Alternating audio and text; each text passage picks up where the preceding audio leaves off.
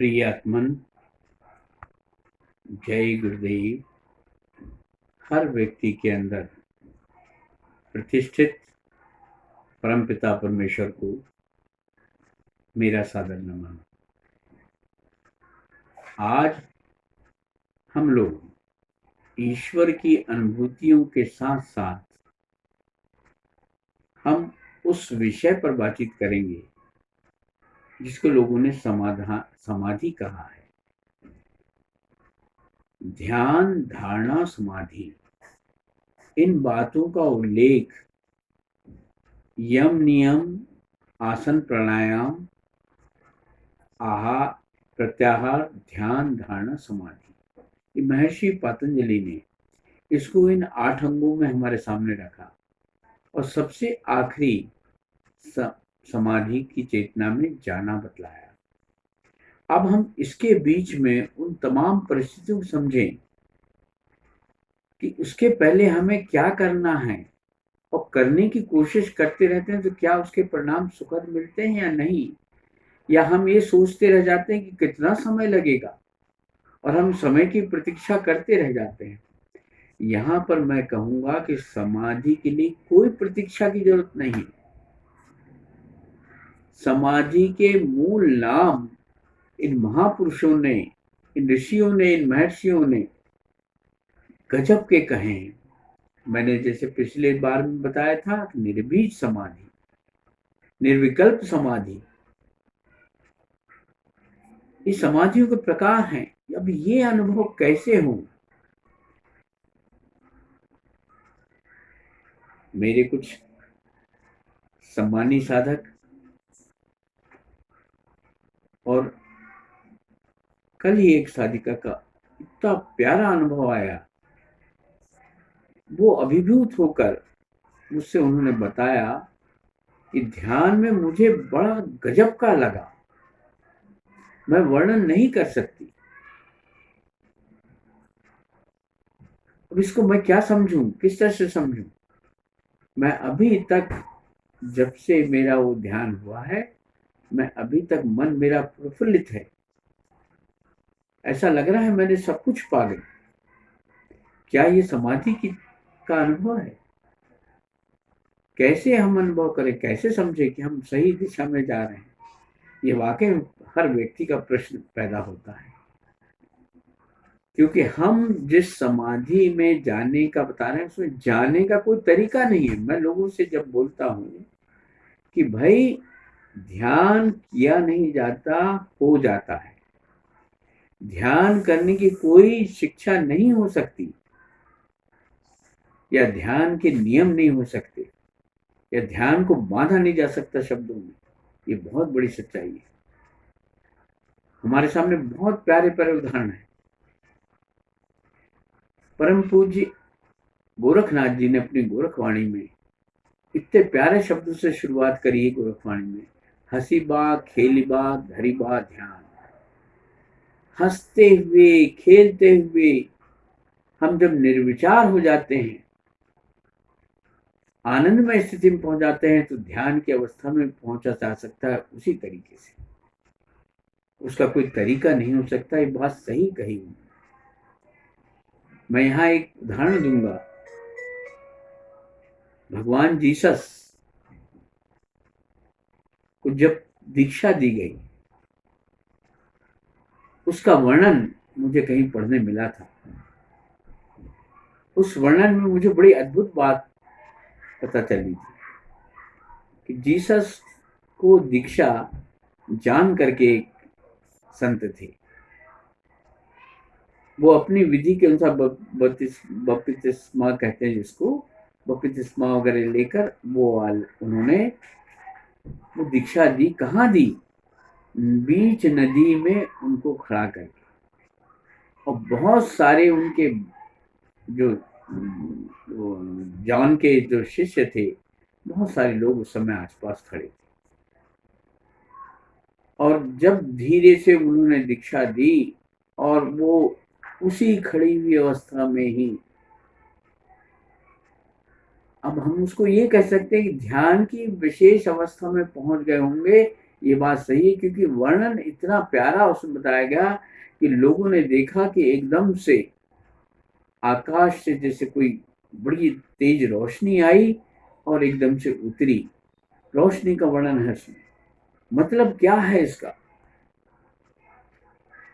कि ईश्वर परमात्मा उतरेगा ही, और वो अद्भुत रूप से आपके सामने प्रकट होगा। तो प्रकट होगा किस तरह से? जैसा गीता में वर्णन हमें भगवान कृष्ण ने अपने विराट दर्शन के बतलाए हैं। जैसे कोई 1000 सूर्य एक साथ उदित हो गए और उसमें विशाल शरीर के साथ में प्रकट हो गए परमात्मा। विष्णु के अवतार का वर्णन देखो, बड़ा अद्भुत है। नवन उसमें क्या क्या था, क्या क्या चीजें थी। सहस्त्र सिर के साथ में उपस्थित हुए, चौंधिया गई उसकी आंखें अर्जुन की। और ये बीच युद्ध के बीच में उन्होंने कहा, बीच में दिखाया, और सारे लोग जैसे जो नहीं देखने लायक देख सकते थे उनको नहीं दिखा, केवल अर्जुन को दिखाई दिया।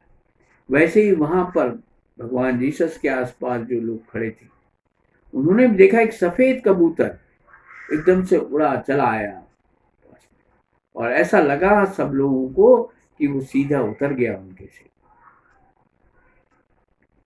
ये प्यारे वर्णन जीसस की कथाओं भगवान बुद्ध की कथाओं में मिल जाते हैं।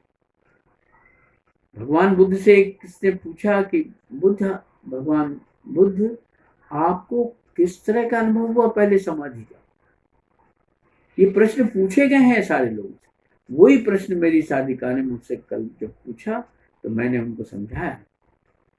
उतरता है, ये अद्भुत रूप से उतरता है, जिसका वर्णन नहीं किया जा सकता, जिसको शब्दों में बयान नहीं किया जा सकता। वो स्थितियां बनती हैं। जैसे पतझड़ के बाद में एकाएक बसंत आता है, उस समय क्या प्रकृति का स्वरूप हो जाता है, वो अनुभव करने की जरूरत है। जैसे इतनी तपती हुई धरती में एकाएक जब वर्षा की बूंदें चली आती हैं, वातावरण कितना सुगंधित, कितना आनंदमय हो जाता है, वो आनंद की स्थिति उस दौरान हो जाती है। ये बहुत बड़ी सच्चाई है। इसी का नाम निर्विचार। लेकिन देखो, समाधि में यदि विचार पैदा हो, एक विचार भी इस बात का कि मैं कर रहा हूं, मैं बैठा हूं ईश्वर को समझने के लिए, बस वहीं थोड़ी सी कठिनाई पैदा हो। ये अनुभव होंगे हर एक के, निश्चित तौर पर होंगे,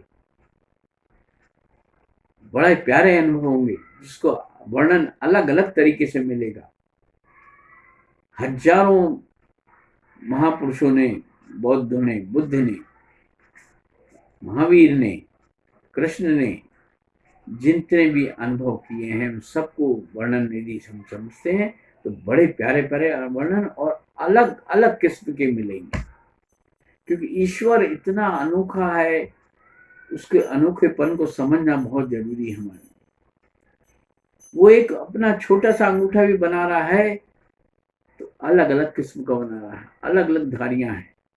एक छोटे से अंगूठे में आप देख लो उसकी रचना, इतनी अनोखी रचना है, और हम उसको सीमित शब्दों में बांध देते हैं तो हम उसको सीमाएं दे देते हैं। नहीं, सीमाएं नहीं दी जा सकती। उस आनंद की अनुभूति को कदापि कोई सीमा देने की जरूरत नहीं है। वसीम सागर है, केवल अपने अहंकार को खत्म कर लेना है।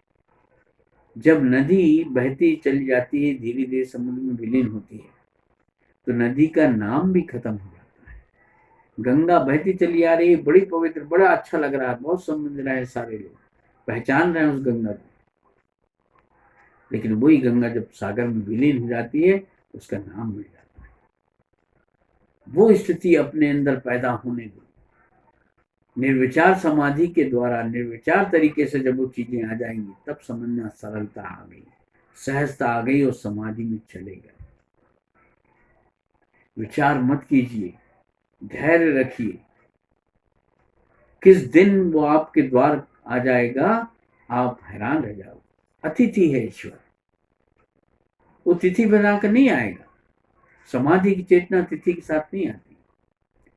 इसलिए इन प्यारे प्यारे अनुभवों को अपने अंदर संजो के रखिए। वो आनंद, वो खुशी, वो उजाला जो आपके अंदर प्रकट हुआ है, वो रोशनी जो दिखी है, उस रोशनी को अनुभव करते रहे। आनंद में रहोगे दिन में, और धीरे धीरे प्रगाढ़ होती चल जाएगी, आपकी चेतना से जुड़ जाएगी। तब उस आनंदमय स्थिति को करना, तब उसका नाम सच्चिदानंद हो जाएगा। परमानंद की स्थिति आप हर समय, हर क्षण महसूस करेंगे।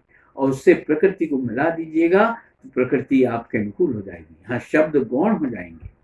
ये बहुत बड़ी सच्चाई मैं आज आपको दे रहा हूँ। इसी तरह से निरंतर करते रहिए। अपन आगे के समय में फिर इस पर चर्चा करेंगे। जय गुरुदेव।